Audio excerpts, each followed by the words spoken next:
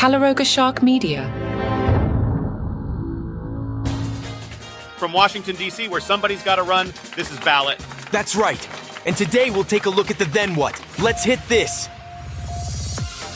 Well, folks, buckle up because we're about to dive into the political version of The Bachelor Presidential Edition. Imagine if Biden decided to pull a LeBron James and take his talents elsewhere. What a plot twist that would be. First off, let's be clear. Biden dropping out would be about as likely as Trump admitting he lost the 2020 election. But hey, stranger things have happened, like that time we all became sourdough experts during lockdown.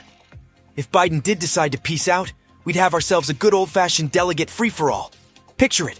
Over 3,900 delegates, most of them Biden loyalists, suddenly realizing they're the political equivalent of that person who has to pick the restaurant for a group dinner.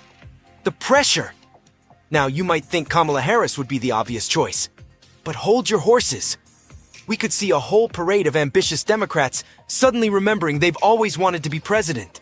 Gavin Newsom might pop up faster than a prairie dog at a golf course. And let's not forget about those super delegates, the party's VIPs who get to swoop in like political superheroes if things go to a second ballot. It's like the Electoral College, but with better catering. The whole thing would be messier than a food fight at a kindergarten. We're talking frantic lobbying, backroom deals, and probably a few stress-induced gray hairs. Well, you might be wondering, who would the candidate even be? First up, we've got Kamala Harris. She's like the backup quarterback who's been warming the bench all season. Sure, she's next in line, but the coaches are nervously eyeing the stands for a Hail Mary option. Then there's Gretchen Whitmer, the Michigan governor, who's looking more and more like the party's in case of emergency break glass candidate. She's got that Midwest charm and a knack for winning elections. Plus, she's probably the only person who could make pure Michigan sound like a campaign slogan. Pete Buttigieg is still hanging around, presumably practicing his Fox News zingers in the mirror. He's like the debate team captain who's ready to throw down at a moment's notice. Just don't ask him about his support among diverse voters. That's his kryptonite. We've got governors galore on this list. Josh Shapiro, Jared Polis, Gavin Newsom. It's like a game of governor bingo.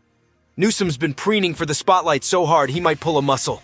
But let's be real. Running a California liberal might just give the GOP a collective heart attack from excitement.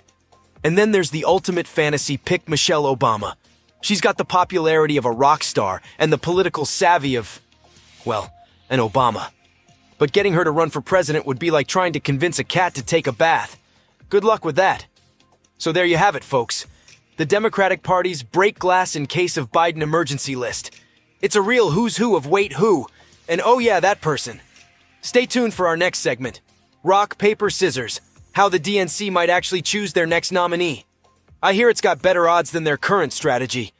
Portions of today's program were created with the help of AI. You know who could have used the help of AI? Grandpa Joe.